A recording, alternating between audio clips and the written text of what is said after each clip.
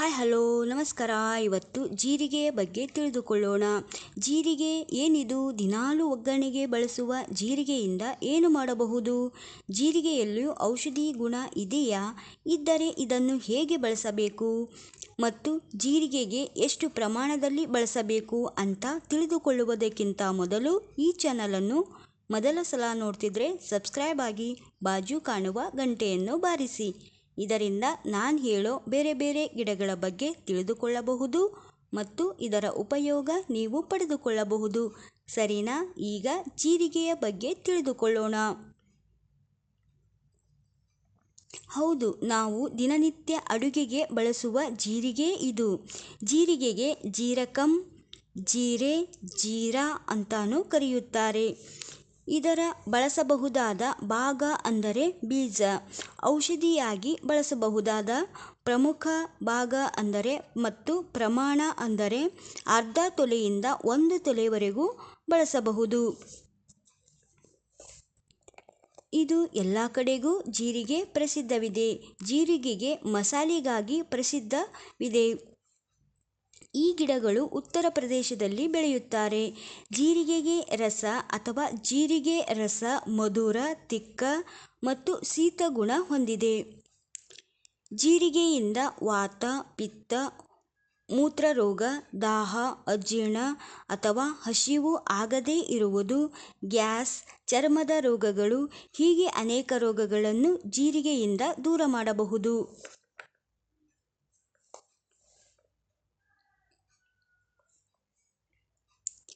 ಜೀರಿಗೆಯಲ್ಲಿ 3 ರೀತಿಯಲ್ಲಿ ನೋಡಬಹುದು. ಒಂದು ಕರಿ ಜೀರಿಗೆ ಮತ್ತು ಸಹ ಜೀರಿಗೆ. ಇನ್ನೊಂದು ನಾವು ದಿನಾಲು ಬಳಸುವ ಜೀರಿಗೆ.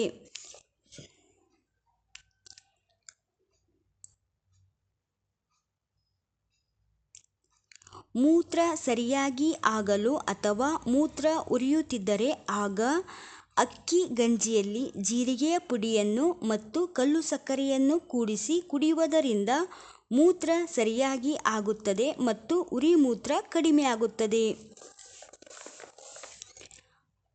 ಬಾಯಿಯಲ್ಲಿ ಹುಣ್ಣು ಅಥವಾ ಸಣ್ಣ ಗುಳ್ಳೆಗಳಾದರೆ ಜೀರಿಗೆ ಮತ್ತು ಹತ್ತಿ ಎಲೆಯ ಮೇಲೆ ಇರುವ ಗುಳ್ಳೆಯಂತಿರುವ ಭಾಗ ಅಥವಾ ಮುಗುಳುಗಳನ್ನು ಇವೆರಡನ್ನೂ ತೆಗೆದುಕೊಂಡು ಬಾಯಿಯಲ್ಲಿ ಹಾಕಿ ಚೆನ್ನಾಗಿ ಜಿಗಿದು ಅಥವಾ ತಿಂದು ಉಗುಳಬೇಕು.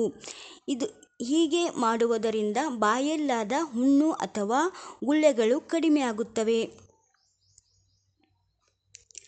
ಉರಿತೇಗು ಬರುತ್ತಿದ್ದರೆ ಊಟಕ್ಕೆ ಕುಳಿತ ಮೊದಲು ಜೀರಿಗೆಯಲ್ಲಿ ಅಥವಾ ಜೀರಿಗೆಯ ಪುಡಿ ಮತ್ತು ಸೈದರ ಲವಣವನ್ನು ಕೂಡಿಸಿ ಮೊದಲು ಉಣ್ಣಬೇಕು.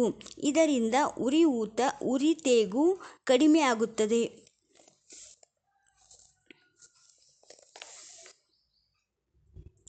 ಪಿತ್ತ ಜ್ವರ ಬಂದರೆ ಜೀರಿಗೆಯ ಕಷಾಯವನ್ನು ಮಾಡಿ ಅದಕ್ಕೆ ಹಾಲು, ಸಕ್ಕರೆಯನ್ನು ಸೇರಿಸಿ ಕುಡಿಯುವುದರಿಂದ ಪಿತ್ತ ಜ್ವರ ಕಡಿಮೆಯಾಗುತ್ತದೆ. ನೀರಡಿಕೆ ಅಥವಾ ಬಾಯಾರಿಕೆ ಆದರೆ ಜೀರಿಗೆಯನ್ನು ರಾತ್ರಿ ನೀರಿನಲ್ಲಿ ಹಾಕಿ ಬೆಳಗ್ಗೆ ಶೀತ ಕಷಾಯವನ್ನು ಮಾಡಿ ಅದಕ್ಕೆ ಕಲ್ಲು ಸಕ್ಕರೆ ಕೂಡಿಸಿ ಕುಡಿಯಬೇಕು. ಇದರಿಂದ ಬಾಯಾರಿಕೆ ಕಡಿಮೆಯಾಗುತ್ತದೆ. ಹೊಟ್ಟೆ ನೋವು ಅಥವಾ ಅಜೀರ್ಣ ಆದರೆ ಆಗ ಅರ್ಧ ಚಮಚ ಜೀರಿಗೆಯನ್ನು ಹುರಿದು ಪುಡಿ ಮಾಡಿ ಅದಕ್ಕೆ ಸ್ವಲ್ಪ ಮೊಸರು ಸೇರಿಸಿ ತಿಂದರೆ ಹೊಟ್ಟೆ ನೋವು ಅಥವಾ ಅಜೀರ್ಣ ಕಡಿಮೆಯಾಗುತ್ತದೆ. ಒಟ್ಟಿನಲ್ಲಿ ಜೀರಿಗೆಗೆ ಅಡುಗೆಗೆ ಅದ್ಭುತ ಮಸಾಲೆ ಪದಾರ್ಥವಾಗಿದೆ. ಇದು ಯಾವ ತರಹದ ಒಗ್ಗರಣೆಗೂ ಮೊದಲು ಜೀರಿಗೆಯೇ ಬೇಕು. ಜೀರಿಗೆಯಿಂದ ಅನೇಕ ರೋಗಗಳನ್ನು ದೂರವಾಗುತ್ತದೆ ಅಂತಾನೆ. ಅದಕ್ಕೆ ಹಿಂದಿನ ಕಾಲದಿಂದಲೂ ನಮ್ಮ ಹಿರಿಯರು ಪ್ರತಿದಿನ ಇದನ್ನು ನಮ್ಮ ದೇಹಕ್ಕೆ ಹೋದರೆ ಒಳ್ಳೆಯದು ಮತ್ತು ಇದರಲ್ಲಿ ಔಷಧಿ ಗುಣ ಇರುವುದರಿಂದ ಪ್ರತಿದಿನ ಅಡುಗೆಗೆ ಜೀರಿಗೆಯನ್ನು ಬಳಸುತ್ತಿದ್ದರು. ನೋಡಿದಿರಲ್ಲ, ನಾವು ದಿನಾಲು ಬಳಸುವ ಜೀರಿಗೆಯಲ್ಲಿ ಎಂಥ ಔಷಧಿ ಗುಣ ಇದೆಯಂತ. ಈ ವಿಡಿಯೋ ನೋಡಿದ್ದಕ್ಕೆ ಧನ್ಯವಾದಗಳು. ಮತ್ತೆ ಸಿಗೋಣ ಮತ್ತೊಂದು ಗಿಡದ ಮಾಹಿತಿಯಲ್ಲಿ.